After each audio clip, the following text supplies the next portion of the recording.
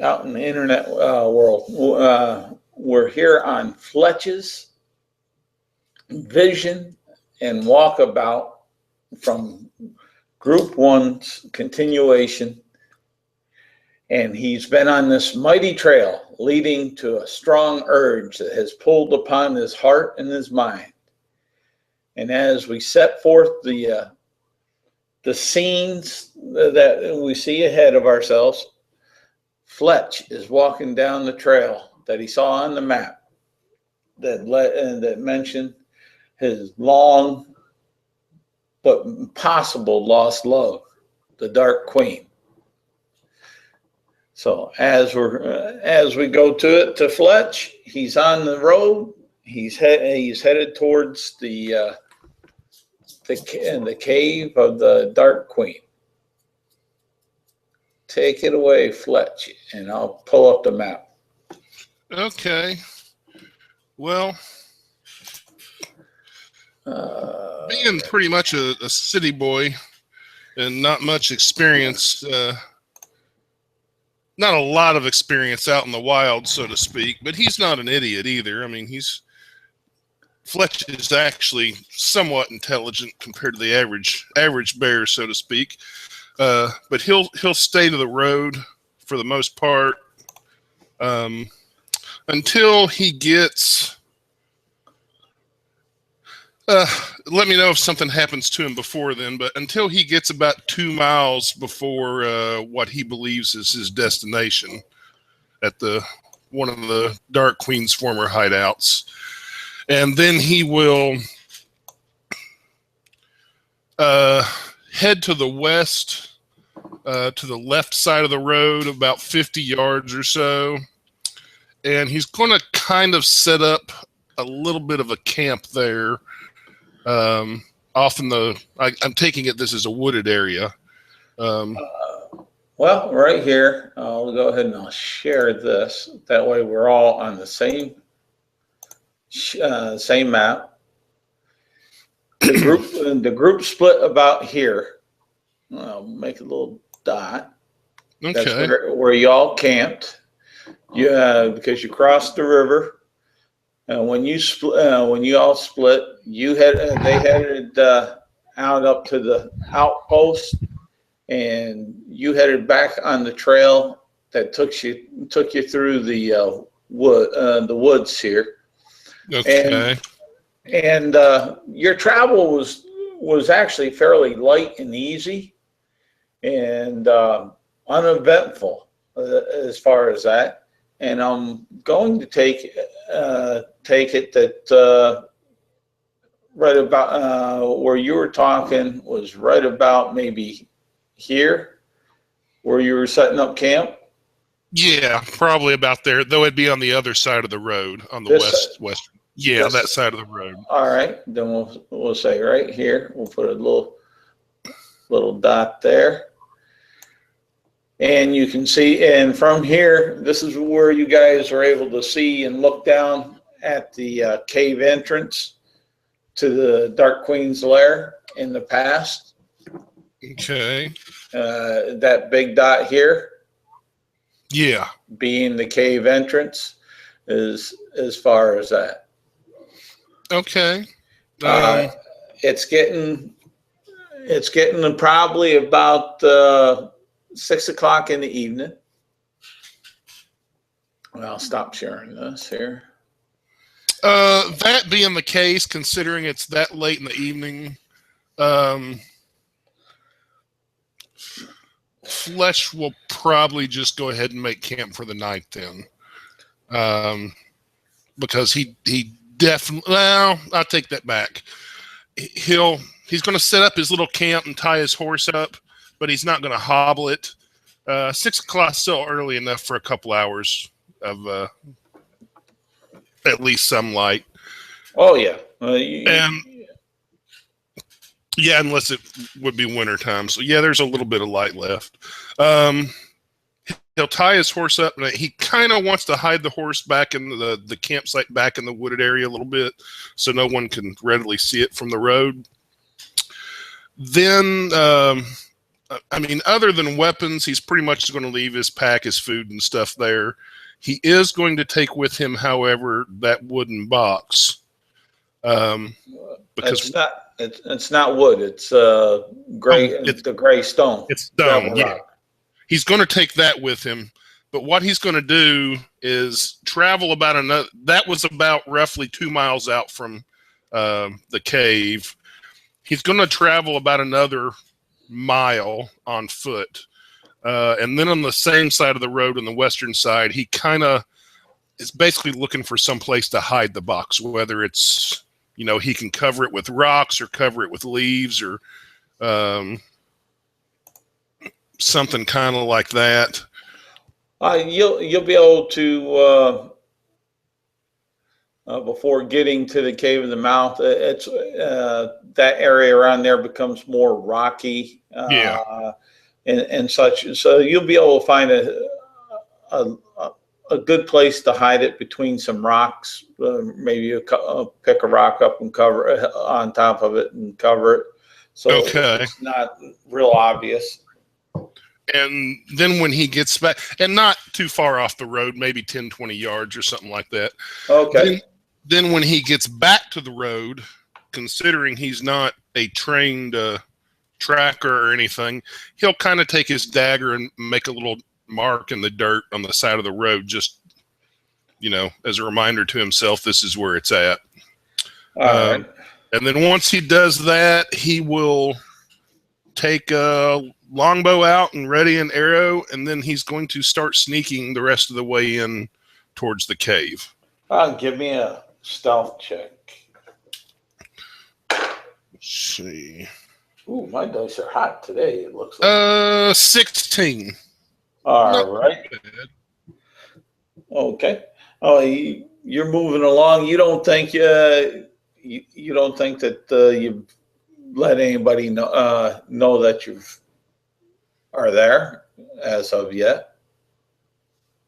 Okay.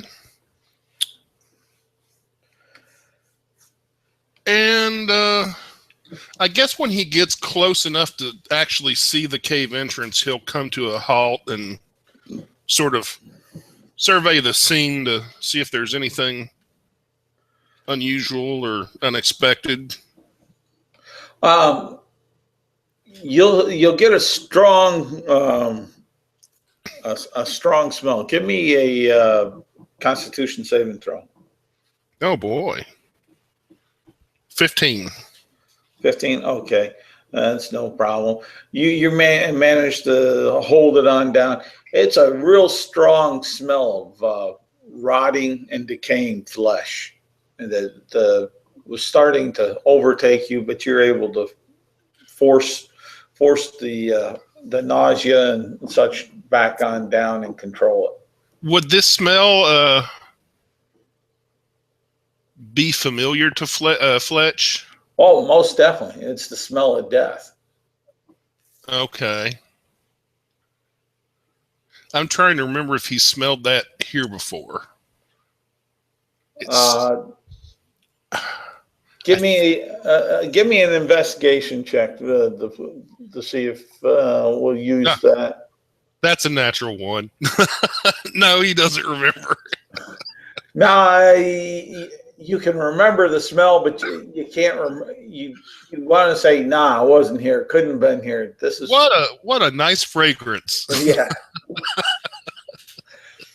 But the cave is dark. There doesn't seem to be any light in the cave except for what seems to be coming from the waning light from the day that drifts into the first 20 feet of the cave's mouth. Okay. Fletch will move around to, from his perspective, what is to the left side of the cave, and then he's going to kind of skulk towards the cave entrance. Okay. And go ahead. No, and I was going to say, and you seem to find enough boulders big enough to hide behind, and and blend on in, that you don't seem to be noticed. When he gets up close to the entrance, again, he's not really much of a tracker, or at least not trained in it. He is going to kind of survey the entrance just to see if looks like there's been any comings and goings that he can tell. All right, give me a survival check. That's an 8.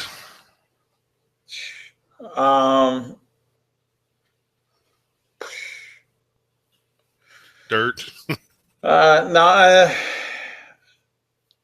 you would say that there seem to be a lot of comings and goings. You just can't tell how long ago they were. Okay. Yeah, some of it even could have been Fletch himself. Yeah. Okay. Give me, what's your passive perception? 14. 14? Yeah, give me a perception roll. 8. Wow. Yeah. All right. You believe you saw, you believe you thought you saw a dark shadow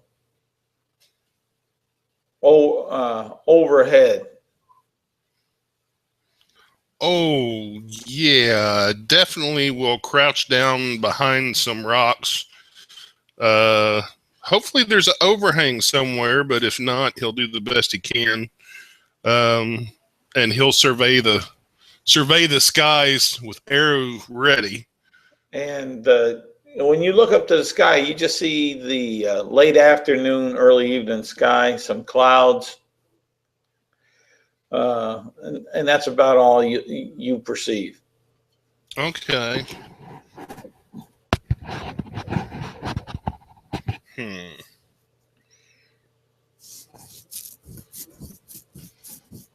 Well, Fletch will go ahead, and I guess he'll have to come out of hiding to some extent and move to the entrance of the cave. Oh, okay. And light probably doesn't extend very far in there, does it? No, about 20 feet. Okay. And you can see that it seems to be pulling itself back from there as the light in the sky seems to weaken. Okay. Let's see.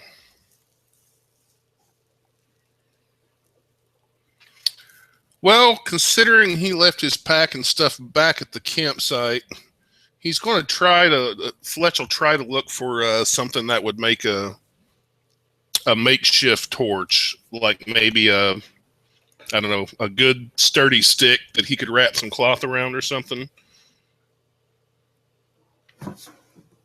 And damn. As you're looking around, you notice that you find one of the old goblins that you guys attacked and killed that were on watch.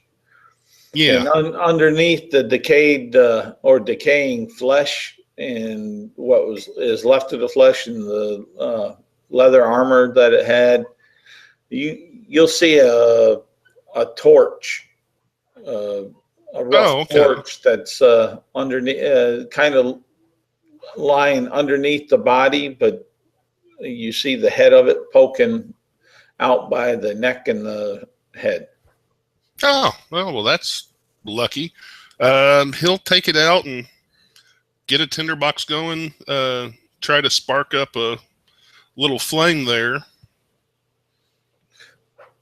All right. And you'll eventually be able to. Once that's going, he'll keep the torch in his left hand and take his rapier out in his right hand and proceed into the cave deeper. Okay. Let me get that old map out.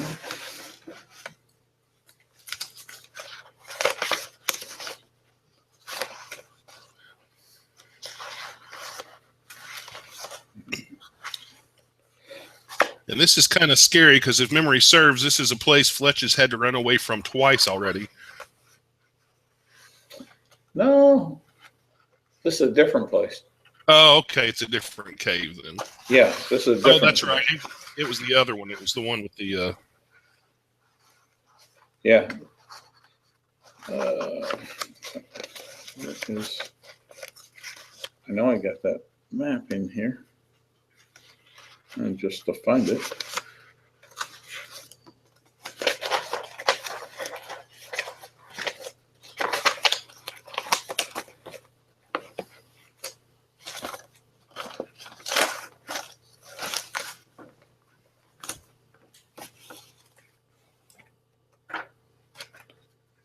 Because that was all part of that first series. Oh, that's been a while. Yeah, that's why the defecating or the rotten flesh and and the strong. There we are. That's what I wanted. Yeah, speaking of defecating, yeah, about now Fletch's pants are getting close to being full because he's thinking, I probably shouldn't have split away from the party like that. There's a reason they always say, don't split the party. All right. As you, and those are 10 foot.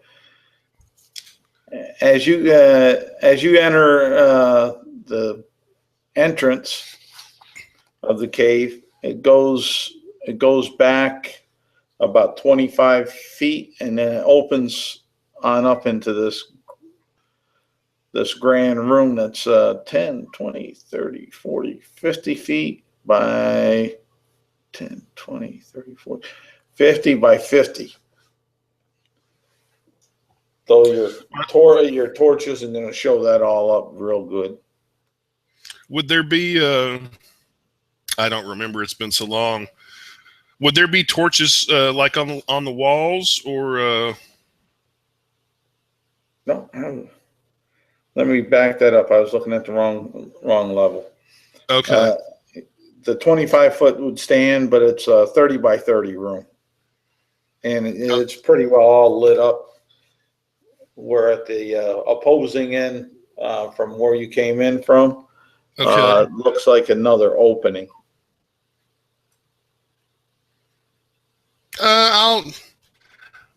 As he's moving forward, if he happens to see any torches like sconced on the wall or whatever, he'll go ahead and light them. If he sees anything like that. Yeah. Um, No, he's not noticing any sconces that seem to be in place. Okay. So that one room, you say there's another exit off of it? Yep. Right straight across from where you came in. Like if you walk straight, Yeah. you'd come to that point. Okay. Well, so far it doesn't look like there's anything of interest here, so he'll go ahead and make his way across the room to that other way. All right. And you'll see that the hall goes down another 20 feet. Okay. He'll go. And then you'll see that it's kind of like a four-way. You have a tunnel that goes to your left, a tunnel that goes straight ahead, and a tunnel that goes to your right. But you also see a door on the tunnel that goes to the right. He'll go to the right first to the door. Okay. It looks like a standard wooden door.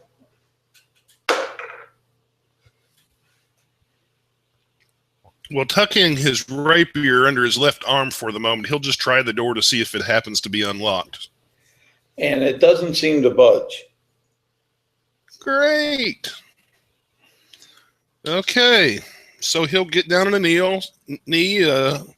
set his sword and torch down, and probably in not the greatest light, he'll break his thieves' tools out and see if he can unlock the door. Where did he keep his thieves' tools? Oh, he usually had those in his belt. Okay. Yeah, I should have. I didn't even No, think of it. Yeah. that's all right. That's you were quick to say where they usually were. That's where they're at. Okay. He got a 15 in his. You hear and you hear a click, and you feel something pop. Okay. Well, he'll put his tools away and pick up torch and sword, and he'll kind of do like the move in cop movies with his back against one wall, reach out with a hand and shove the door open and see if arrows or bullets or anything come flying out. And as you push that door open, all of a sudden you feel this big gush of wind and this fragrance of mold and mildew waft across it back towards your direction. From the doorway? Yeah. Oh, he'll using his sword hand, he'll kind of put his arm up in front of his face, Dracula style, and then he'll step into the doorway and hold the torch in to see what he can see. And you'll see 20 by 20 room. It looks like there's 2 barrels over in one corner and a couple crates. One of the crates looks to be broken into from the top. Yeah, this looks like a storage room that's been around so long it's gone bad. So he'll back out of there and try to pull the door closed. All right, no problem pulling behind him. No problem pulling the door closed. And you say the right pathway continues, right? No, well, or does it stop at the door? It stops at the door. Okay. The right tunnel took you to the door. It was okay. 10 foot and into the door. He'll go back and go down the left-hand path then. Okay, and that'll go. Okay, the left from your original position, right? Correct. Okay, that'll take you down 30 feet, and then it's veers for about another 30 feet to the to your right, kind of. It takes a jig as far as that. He'll go ahead and follow it to the right.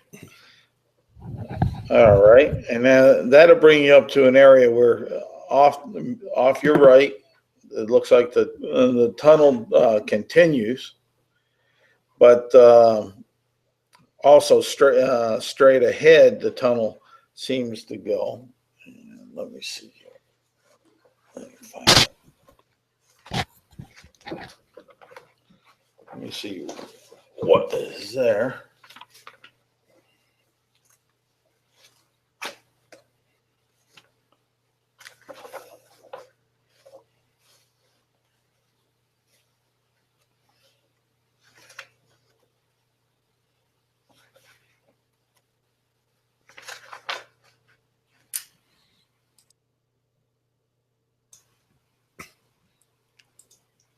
The guild forgot a really big pile of gold coins last time.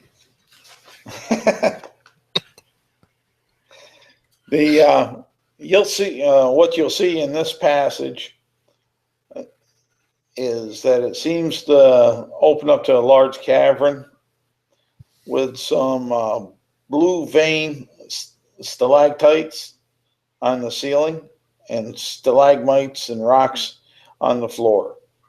You hear some dripping sounds that appear to be kind of like water,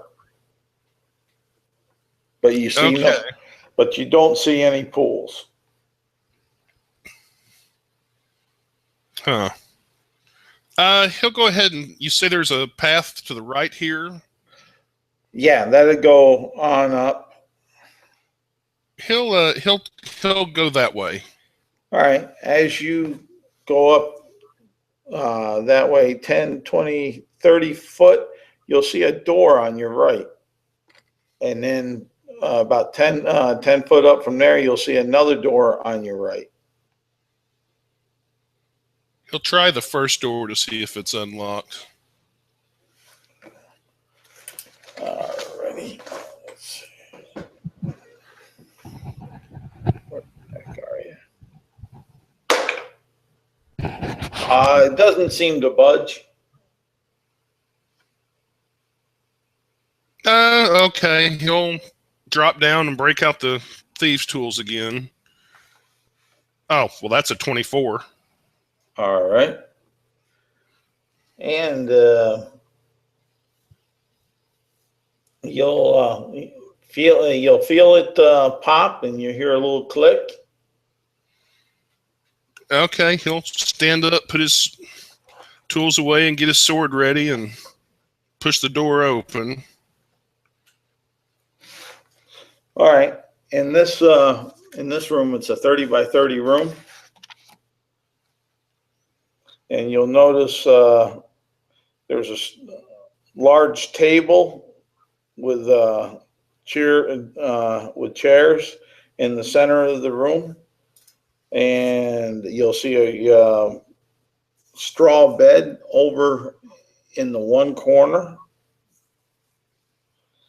and on the south wall you'll see an ornate shield with a pair of pole arms crossed above it, and a wooden plaque that has what looks to be a stuffed dwarf's head as a trophy upon it. There's a couple small boxes on the side table. He'll go look in the boxes. And a collection of weapons.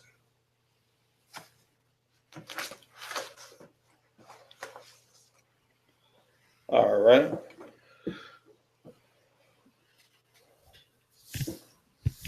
And you'll see two wooden boxes. He'll set his rapier down and see if he can get the boxes open. How are you opening the boxes? Are they like wooden crates that need to be pried open, or are they like ornate boxes that need to be unlocked somehow? They're kind of an ornate box. They're not real fancy, but you can see that someone took some time carving them slightly. Okay. Considering it appears to be some kind of living quarters, he'll look around and see if there's maybe candles or another torch, or even an oil. You'll find an old lantern. Okay, he'll go ahead and light that. All right. And then kind of pry his torch somewhere, or lay it down on the ground if he has to, so his hands are free. And he'll get out his thieves' tools, and he'll look to see if there's any kind of obvious lock on either one of these boxes. You don't see any obvious locks on either one of the boxes. Do either of them have like an obvious lid that would like open back on hinges or anything? It would appear that it does, but you're not sure because there's many different lines going across the box. Okay. Well, are these boxes big enough to like hold in his hands? Yep. One at a time. Okay. He'll set his tools to the side and kind of live dangerously and basically pick up one of the boxes and see. Basically, he'll try to see if the top opens up backwards, like on a hinge. And it doesn't move. He'll try to lift it straight up. Doesn't move. The box just goes straight up with your hand. Huh.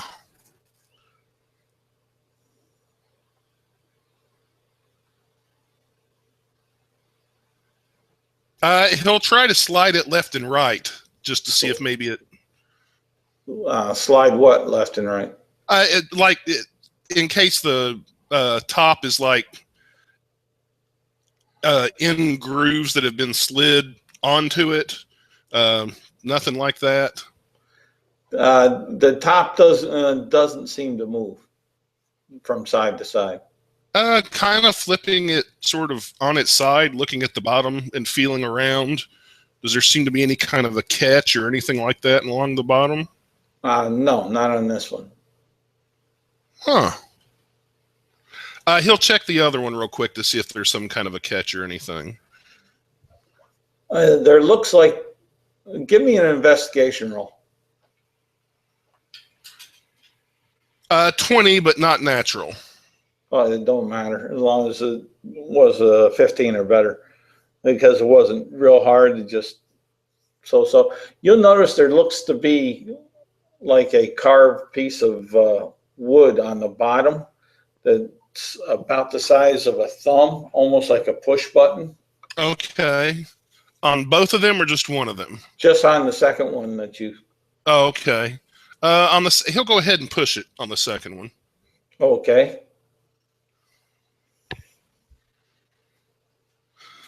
Does anything seem to happen? It goes on in about 1/8 of an inch.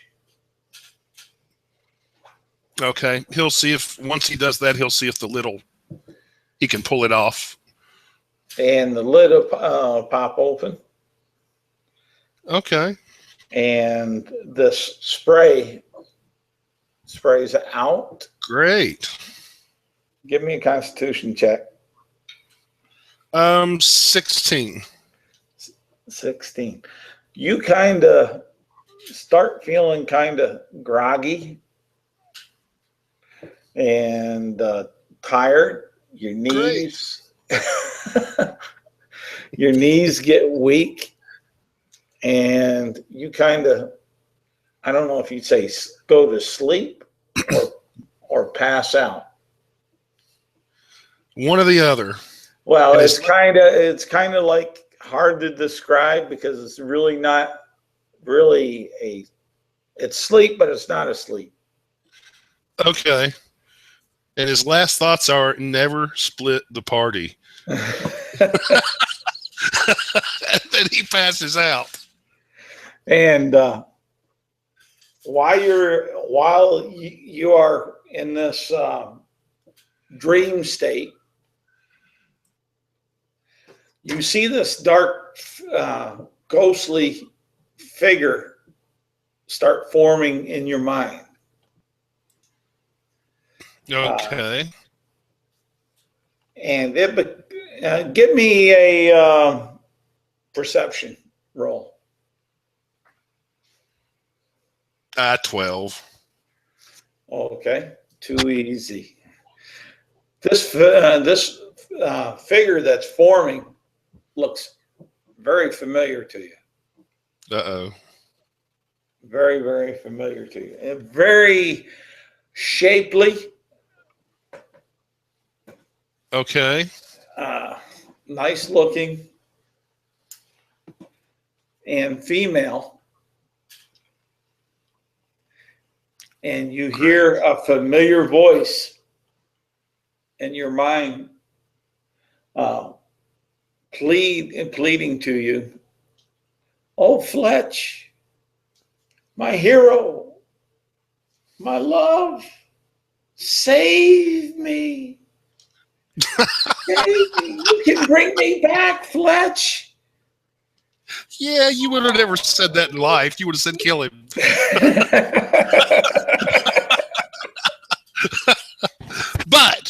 But situations have changed. Yes, they have. Situations have definitely changed. He always knew she had good in her. He believed in it. If he can do anything in his dream state, he'll kind of reach out for her and ask her, it's like, tell me what to do. Tell me what I need to do to. And when you reach out to her in this dream state and you reach and you can actually touch her, It feels like you can Oh, actually great. feel her. And she'll say, all the great Lord needs is just the orb. Bring the orb, and we can be together.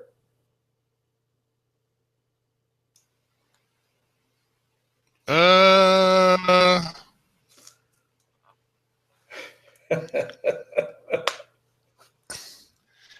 yeah, I already know that. But here's the problem.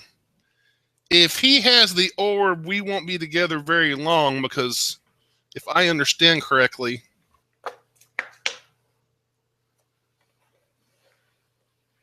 he would more or less just in his own way destroy everything. And you'll hear this voice. Those are old wives' tales, myth and legend that have been corrupted through the ages. I take it it's not her voice saying that part. Oh yeah, it is. Oh, it is? I'm just not much on a person with voices. I Oh, try okay. it once in a while, but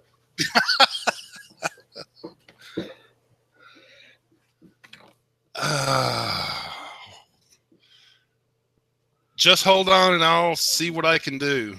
and she'll say, "Hold me, feel my embrace." He'll pull her closer. Okay, and it'll feel just like she's right in your arms, close to you. You almost feel her heart beating. And he'll whisper in her ear, if I can't get the orb myself, what about the information where the orb shards are located? And all you'll hear in your mind is the orb, and she'll drift from your grasp. The orb. I knew this was going to happen. And after about an hour worth of time, you start coming out of this catatonic dream state. Oh, am I in darkness or is my lamp still burning? Oh, your lamp's still burning. Okay. He's going to try to find a bag. Well, the box that sprayed something in his face, is there anything inside of that box? Or is it just... There's a gem inside the box. Oh. He'll try to take the gem. Well, he'll have no problem taking the gem. Okay. And then he's going to look around for a bag or a sack or a pillowcase. There'll be a rough burlap bag pillowcase on that straw bed. Okay. He'll take that and he's going to put the other box in there. Okay. He'll just take it with him. He's pretty sure there'll be somebody else in his party that's foolish enough to open it. Who can get it open. And then he'll take the oil lamp in his left hand and his rapier in his right hand, and he'll go back out into the hall and shut the door behind him.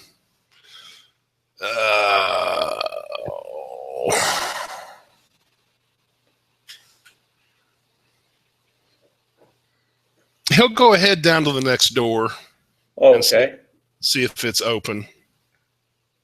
You try the handle? Yeah. Okay. The handle moves.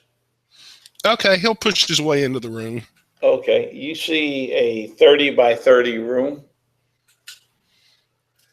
And you can see a large table in the center. And chairs along the side.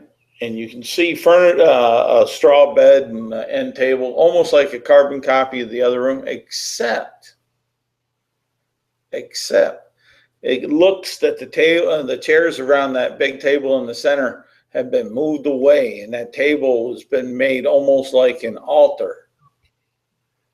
And upon the altar, or the makeshift altar, you see, let me get my little note on back here. You see this halfling that seems to be laying there.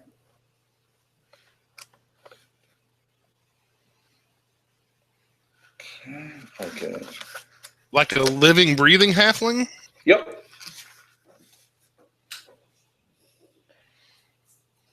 And he looks somewhat familiar. Oh, tell me it's not Anders. No. Okay. I'll close the door behind me so somebody can't surprise me that direction. Yep. And then scanning the room just to make sure no one's hiding in the shadows, he'll move over to the halfling. Is it tied up? Give me a perception. 11. You don't notice anything. And no, the halfling doesn't seem to be tied up. It just seems to be laying there in a very deep sleep. Okay. I'll sheath my sword, and is there anything like a bucket or pitcher of something that would be safe, like water? Let's see here.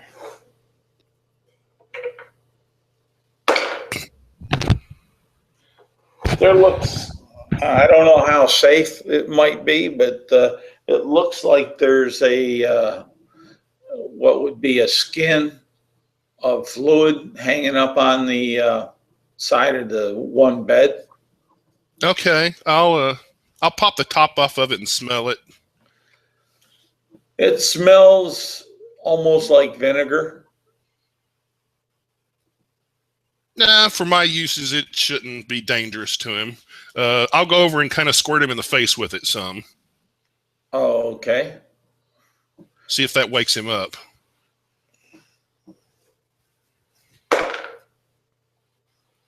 He seems to still be quite still. And with that, it'll move some of the dirt and blood kind of off him a little bit, off his tunic. Okay. From the splash and like that. And you'll know that it's, since you're that close now, that it's Jeter Boggs that you're looking at. Oh. Again, I'll double check. I like put my head down on his chest to make sure he's alive. He's alive. I'll see if I can't find an old cloth or again, a pillowcase or something, like wet it down with the vinegar and start wiping his face off in his hands. And and like in the other room, there's a burlap pillowcase. Okay, a little rough, but I'll make do with it. And after I clean him up a little bit, I'll kind of try to gently smack the side of his face to wake him up.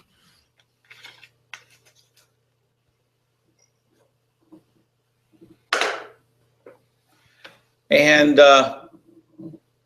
he starts groaning a little bit, yawning a little bit, slowly open up his eyes, reaching on back and bringing his arms up from his side, but reaching on back and doing the morning stretch. It's second breakfast.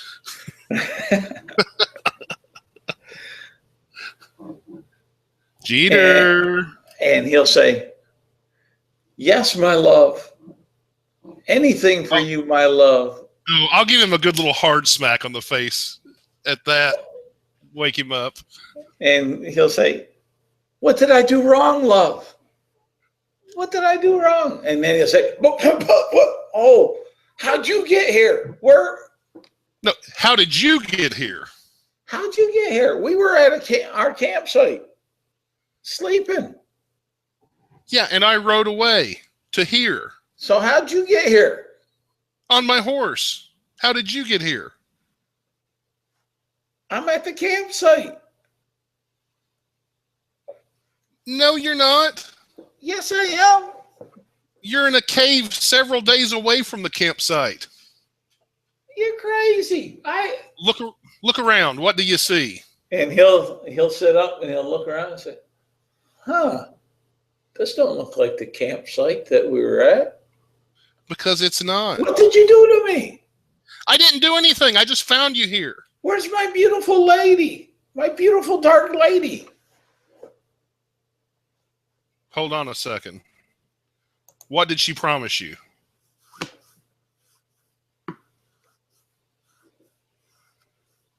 Gentlemen and halflings don't talk of such things.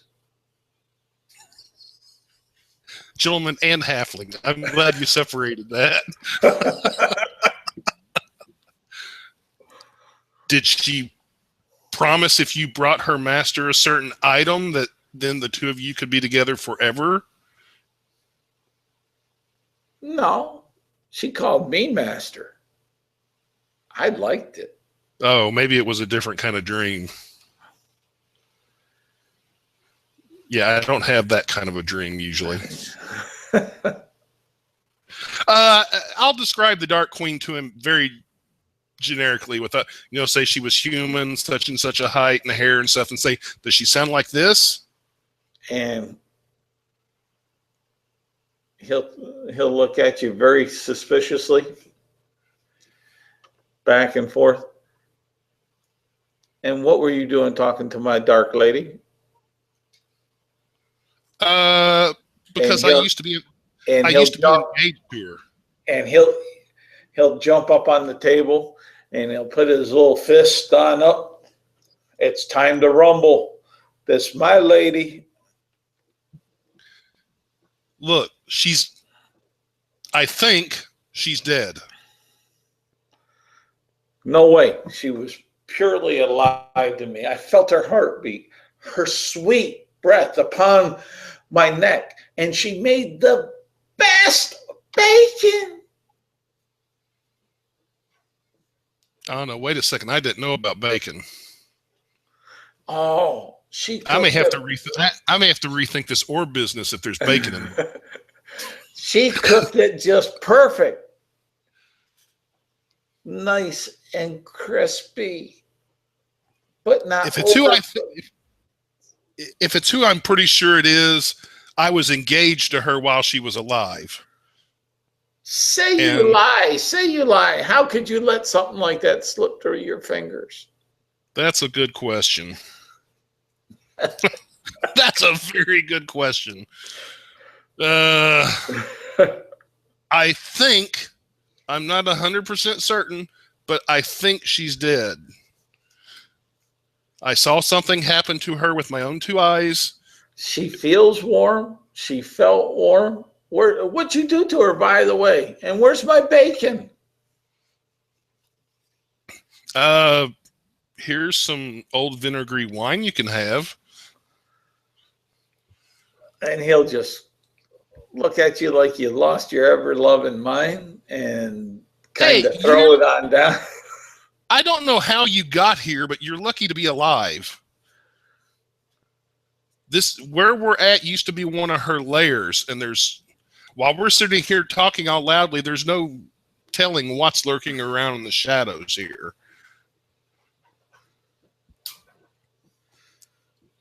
When I split off from the party, I came here basically to make sure there was nothing here. And so far, I'm not seeing a whole lot except you. So I need to figure out how you got here. You don't remember anything.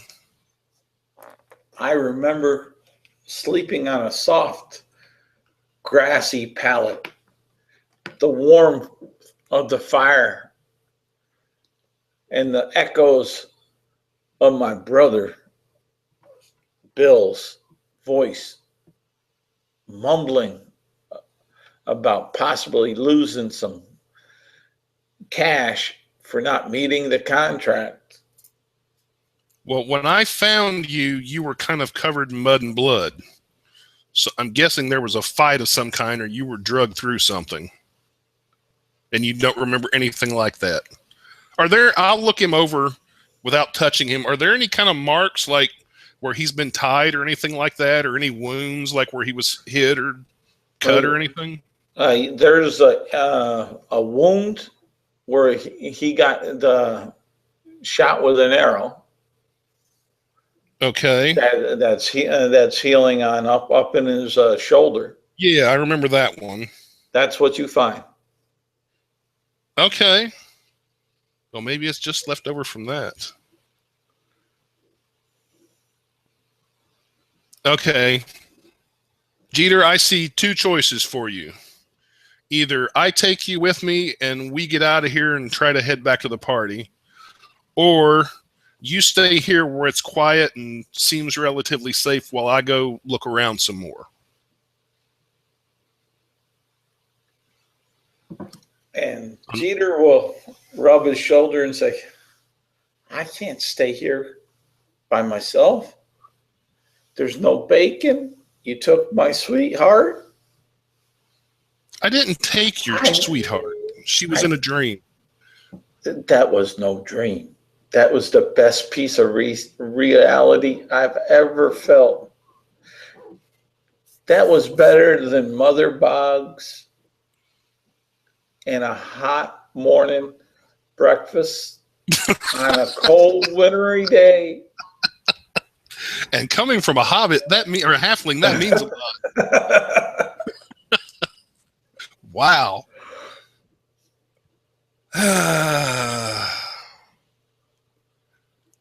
Does he look now like he needs new healing? No, he looks like he's in as good a shape as he could look. Okay. Again, Fletch isn't an expert at this, but he's kind of going to, and he's been walking around while talking, but he's kind of look at the floor to see if there's any signs, any obvious signs that somebody else has been here. Maybe like a trail of blood while they were bringing Jeters in or anything. No, no footsteps in this dust and dirt that's on the floor other than your own. Okay, Jeters, do you want to walk out of here, or do you want me to carry you? You make choices.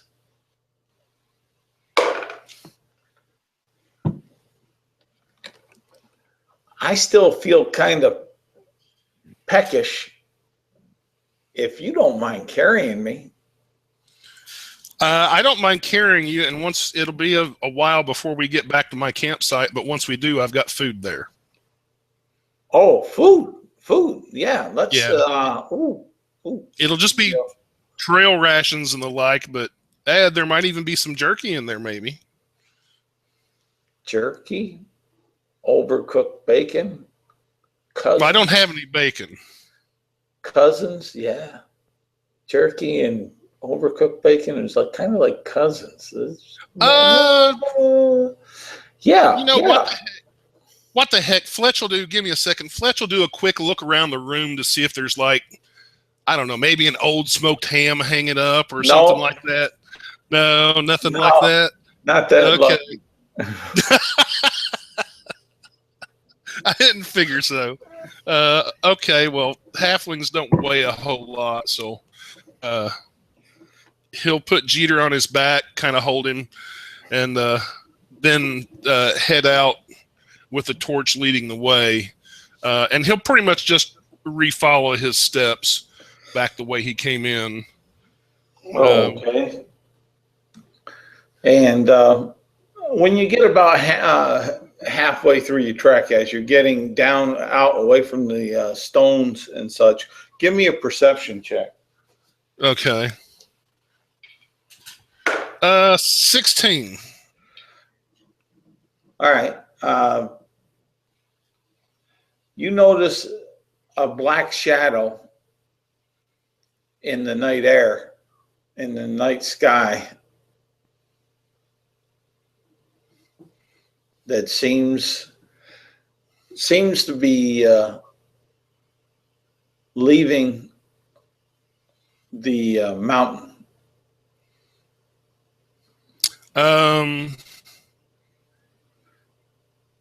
If I look up, can I tell how big it is? Like, is it dragon size or just like eagle size, or? It looks to be, you would say maybe a small dragon size, or a human as far as size. It's a Okay. Would it be about the size of the younger of the two dragons Fletch has encountered before? It could be about that size. Okay.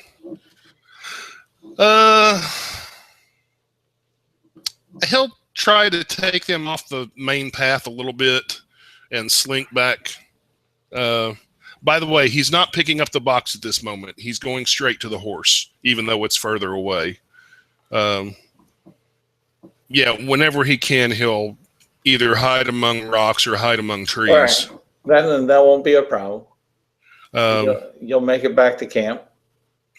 Okay, and then he'll kind of set Jeter up. He'll get out blankets and things like that, sleep and roll, and kind of set Jeter up to rest, and then get him some food. Hopefully, there is some jerky down in the rations and Fletch's pack. If nothing else, there'll be usual standard rations. And then, yeah, basically set him up for the night so he can rest, and if he needs to, heal some more. And he'll say, Jeter, I'm going to go scout around a little bit to make sure we're safe here. He'll hunker down like he's afraid, and he'll say, "Oh, okay, if that's what you need to do, but I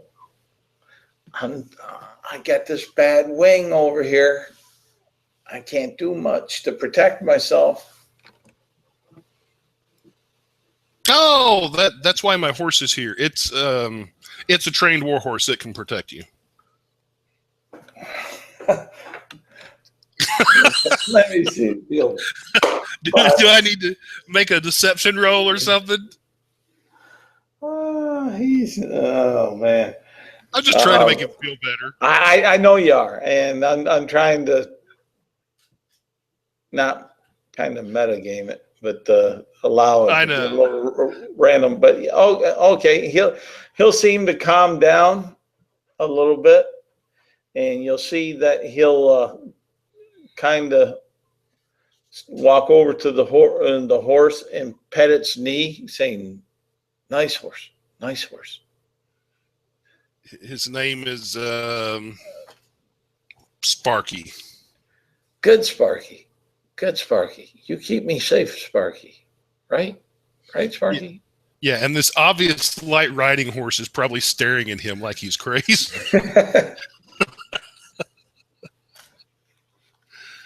But no, Jeter, Sparky has been here several hours and he's safe. So, like I said, I'm just going to go scout around a little bit, and then I'll be back to make sure we're okay. And at that point, if Jeter will sit back down or lay back down, Fletch is going to... He'll do actually that. He'll go out about 50 yards and kind of do a circle around the camp. And then he will run back to the box.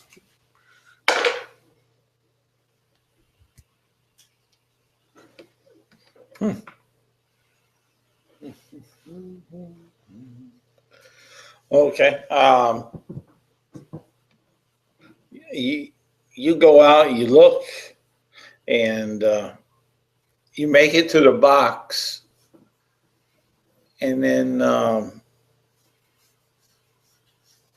you hear a sound.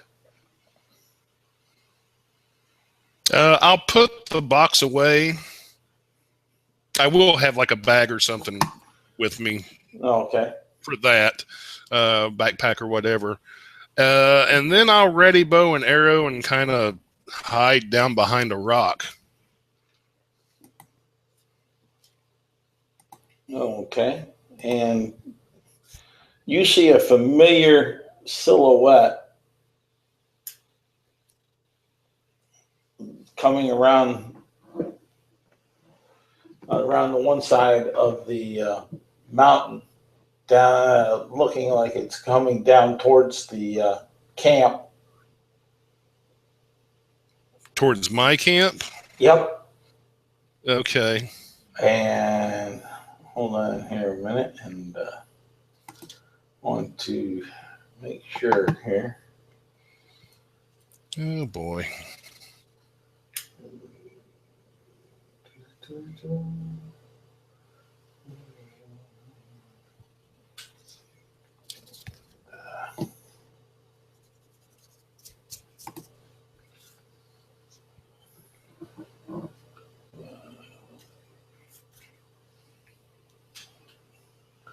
And you see this, yeah, they just, okay. You see this figure that has a long bow. Looks like a dog on 2 feet, and he's carrying a spear. Okay. And he's sniffing the air. He'll walk around and all once in a while, and he looks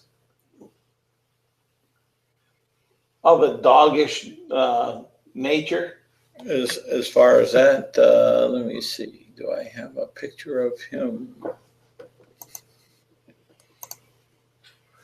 As far as that. And he seems to be headed towards the camp slowly. He is not like he's rushing towards it, but it seems like something's gaining his attention. But does he seem to be alone as far as I can tell? Yeah, from what you can tell, he seems like he could be alone. Okay. I'm going to, since he's heading towards my camp, I'm going to wait until his back is to me, and then I'm going to put 2 arrows in his back. Okay. Yeah. Where are you? And let's see here. And to metagame a little bit, I know it's kind of darkish, so Fletch can't see. So that's one of the reasons I'm waiting for him to turn his back to me, is basically to do away with the disadvantage of shooting in the dark. Yeah. And let's see here. Boom. Boom. And this is what you kind of see. Okay. Right there. Yeah. Fletch probably doesn't know exactly what it is, but he's probably heard of. Well, he would know what a knoll is, maybe. Yeah, because you guys have fought him enough times. But he's probably heard of knolls and bugbears, and things like that. So he just figures it's something along those lines. And yeah, he'll, like I said, he'll wait for the guy to kind of head towards the camp with his back up, and then he'll try to put 2 arrows in his back. Alrighty. And do they get anything?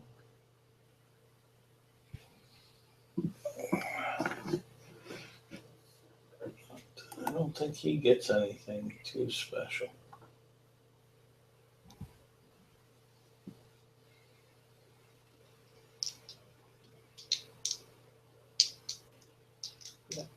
Okay.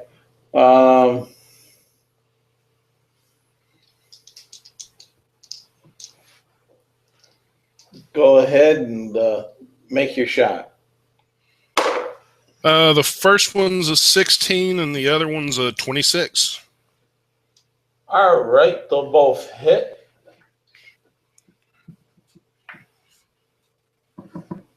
For a total of 18 points of damage. 18. All righty.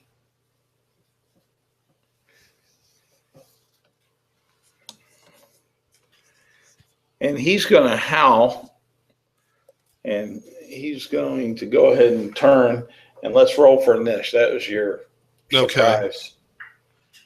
Okay. I got a 5. Oh, okay. You got a 17. Not that it matters. It could have been a 6, and it's still the same situation. Yeah, that's true. As far as that, so he'll turn and look at you, and he'll throw the spear. And does he get anything on the spear attack? Okay,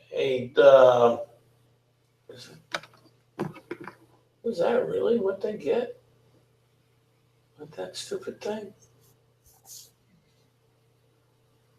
Wow. 22 to hit. Oh, wow. Yeah, he hit. Yeah, that's what I'm saying. They get a +4 to hit with that spear. Oh, okay. Damn.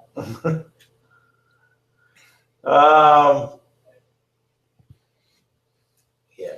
5 points of piercing damage. Okay. Is he doing anything else? He's moving towards you. Right now, he's about 30 feet from you. Okay. Instead of using more arrows, I'm just going to hold my bow in my left hand, and with my right, I'll take out my rapier, and I'll close the 30 and stab at him with my rapier. Okay. Is it dark enough for me to have disadvantage? It's about 9 o'clock at night, so Yeah. I would say probably. With disadvantage, I got a 14.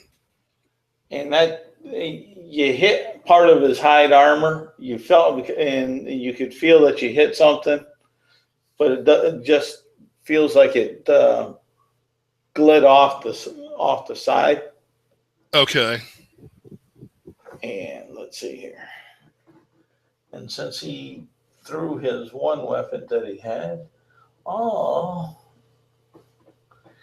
in there, okay. And that 21 to hit, I think. Jeez. I run across like the toughest gnoll or bugbear in the woods. Well, it seems like yeah. That's just they get a single attack with that. So okay, and he'll come down and he bites you, and you take 4 points of piercing damage. Okay. And he's just growling, and then Nola, she's saying, "Take that! I'll have you for my litter." But unless you speak Nola, you don't understand. No. Oh. Okay. My turn. Mm-hmm. I've got 2 attacks, so I'm going to try to hit him with my rapier, but I'm not trying to stab him. What I'm trying to do is take basically the hilt of my rapier and to punch him in the face twice with it. Basically, I'm just trying to knock him out instead of kill him. Okay. Let's see. For my first attack, I got another 14. Okay, you just miss. My second attack, oh, geez. I got an 8. Yeah. Oh, you swing wild. Yeah. I'm looking real good here.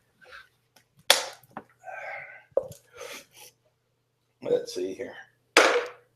Oh, and he goes to bite at you with an 11. So I don't think 11 hits your armor class. Okay. No. He was too busy dodging the blows from the hilt. I'll try to punch him twice again with the pommel. Oh, it's a natural 1. Ooh, I like natural ones. I know. They can be fun. Don't tell me I'm going to break my brand new silvered rapier. Like, oh, that would be ugly. It would be. All right. I'd rather like stab myself than do that, actually. All right. Roll percentage dice. 37.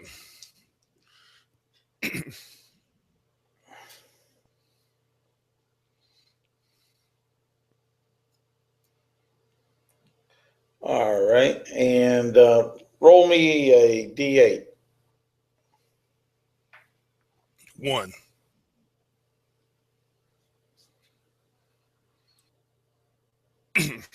Okay.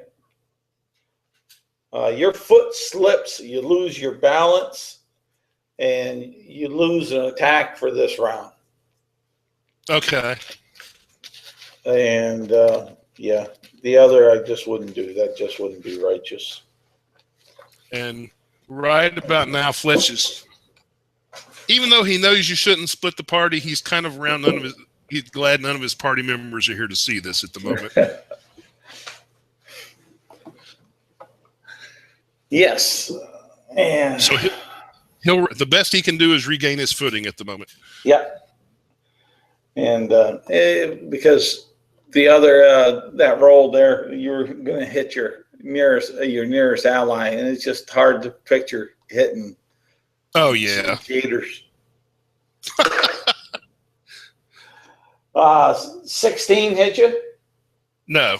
No? Okay. He bites at you. He bites at you again, and just misses. Kind of hits off your the pommel, your rapier. You feel his chin. Okay, I'm going to swing at him just one time, trying to knock him out. Okay. That's a 15. Got a hit. Okay. For 10 points of damage. Oh, you would have had the 10, huh? Yeah. What? He falls to the ground. He's unconscious then? Describe to me how you killed this thing. Oh, I didn't want to kill him. I wanted to knock him out. I know you wanted to knock him out, but you did over twice what he needed to get him to knock out. Okay. Well, I I guess I went to hit him with the end of the handle of my sword in the face, and instead of like popping him gently on the forehead, I guess the end of my handle crushed up against his nose and forced the bone back up into his poor little skull, and he drops dead, and I'm just standing there. Oh gosh! He had 1 hit point. Oh, okay.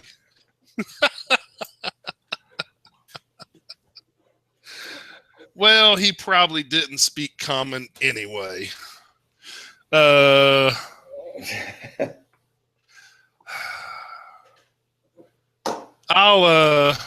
drag his body to the side of the road, and I'm going to look him over to see if he has any arrows on him. Yeah, he has some arrows. Okay. He'll have. Let's see here. He'll have 9 arrows. Oh, okay. Well, I'll go ahead and take all of them then. Okay. Help me. And does he have anything else, like happen to have a little money on him or anything like that? He has 2 silver pieces. I'll take it. Okay. And he has some raw meat on him that is a bit smelly, and it looks like it could have been maybe a arm of a humanoid of some sort, because there's a tattoo that says "Mother" in Dwarven.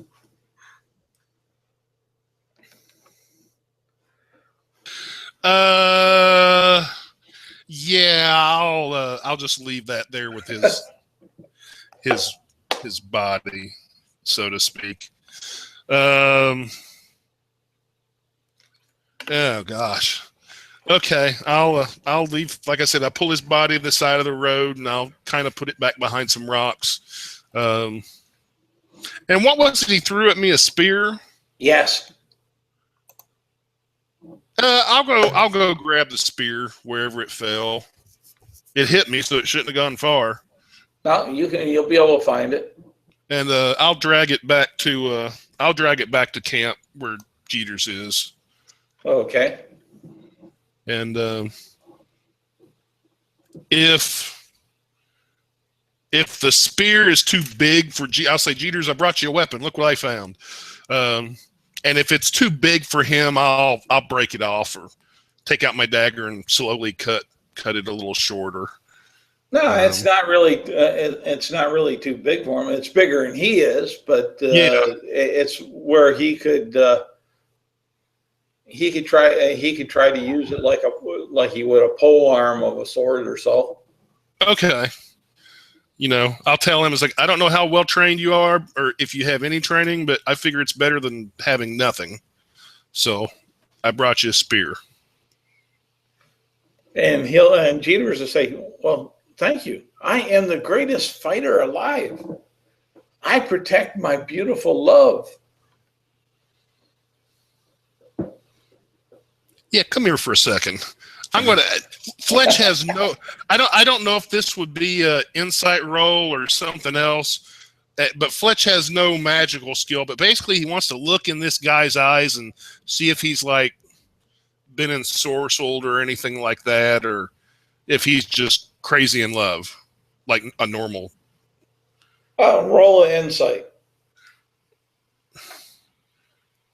13. You believe both. He's crazy in love, and yes, it does seem like something must have grabbed his mind at some point.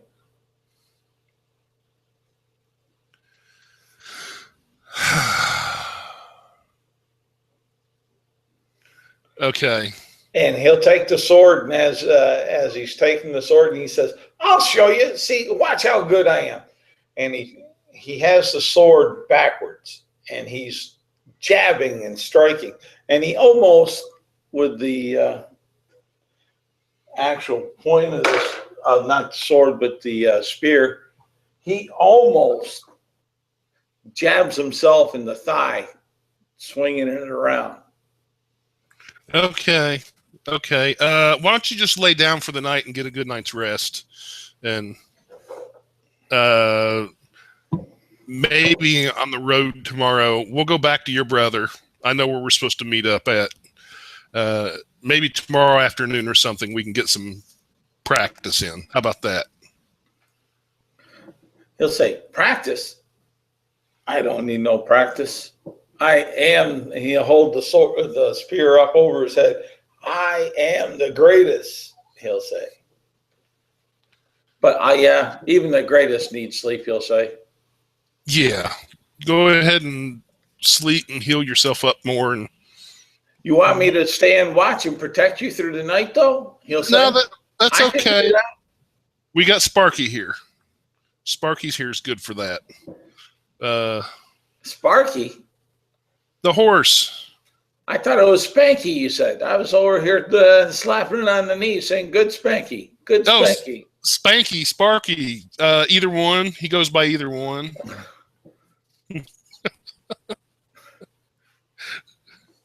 No wonder he nibbled on my ear. I think in common it's Spanky, but like High Elvish, it's Sparky, something like that. All right, the night will go by. Yeah, Fletch will definitely take at least a short rest. But otherwise, he'll kind of stay guard for until first light, and then as soon as there's a little bit of light, he's going to make sure the halfling's up. And yeah, Fletch is going to be going without sleep. Okay, go ahead. Give me a perception check while you're just one of them while you're on watch. Natural 20. Oh, you noticed. That's sweet. I like that now. You noticed that Jeters, while he was sleeping, he was mumbling something about best bacon ever. Best bacon ever. Thank you, my love. Oh, thank you. Anything for you. Best bacon ever.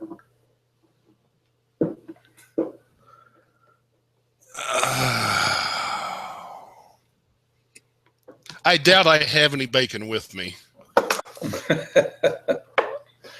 But that was like on the midnight watch, so to say, in the middle of the night. You see him twitching and rolling and mumbling that, almost like he was talking to somebody. Yeah, I imagine who he's talking to.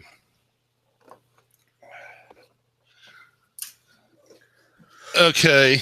If nothing happens during the night, nope, nothing other than that. Fletch will make sure to have him up at first light to travel. And again, I know Fletch is going without sleep, but again, to metagame a little bit, he does have an 18 constitution, and he's young, so yeah. I figure he can go a couple of days without having to sleep if he has to.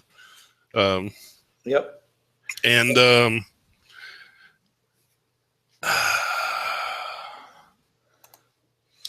instead of going back down the road, because it would be a lot of backtracking, Fletch basically he'll put Jeters on the horse, and Fletch will take the horse by the lead. He basically wants to there's a river. I forgot about that. But you're going to go cross country? Are you going to try to go cross country, or are you going to take the long route back there?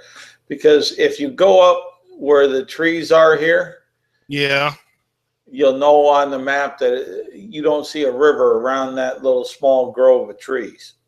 Okay. Like that's where that small grove is, where the river begins. Okay.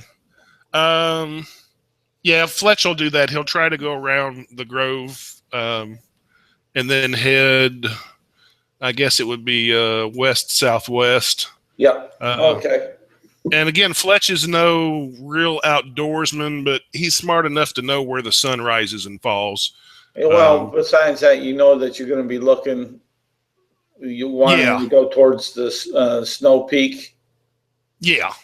You got the large snow peak, the smaller one, and the smaller one is there by the outpost. So yeah, so that shouldn't be too difficult. Yeah, you'll have two large geographical landmarks to kind of guide your way through. It's just it's rolling hills here with some mixed forest, so it's pretty easy for the most part to see these larger outcroppings.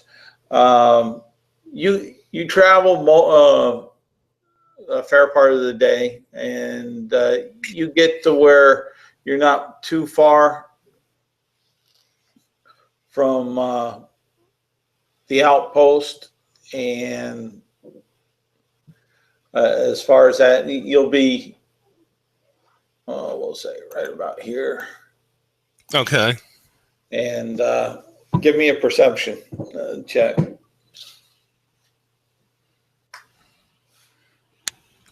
9. Okay. Yikes. Let me see if Jeters will notice it. Or Sparky. Or Spanky. Sparky and Spanky, will it? Yeah. I'll get. Oh, that horse is dumb. He ain't paying attention to nothing. A natural 1. Oh. All right. So you you don't seem to see anything. You make it out about at that point. You see some off in the distance. You happen to see some. It looks like a small caravan of a sort going on into the outpost, and we'll go ahead and we'll stop that here because that brings us up into line where I had the others as they were going into the outpost. Yeah. Seeing you guys on the outside. Okay. Okay. All right. Thanks for the game. Hey, no problem. It brings everything on up. That'll give you also a completion, so that's 1 XP for you. Oh, okay. And more horde things actually to come. The intrigue will build, and for internet land out there, will FLETCH couple under the desires of his heart from his dark mind and give up the guild? Will he go ahead and try to connive his way into the heart of his dark temperance? Or will they just go ahead and annihilate Lord Darzanon? More to follow in the upcoming saga.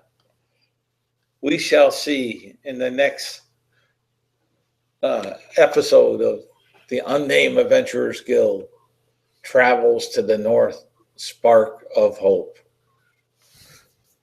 Thank you, one and all, and out there for your time. I know we had a viewer, which surprised me because I didn't even really post it, so that's great. But thank you, one and all, that the one that did watch for a while, and those that will watch. And we'll see you on our next broadcast. Have a fine evening. Anything you want to say there, Ty? Nothing I can think of. Just thanks for watching, and I look forward to more adventures with the guild. All right, and we'll stop broadcast.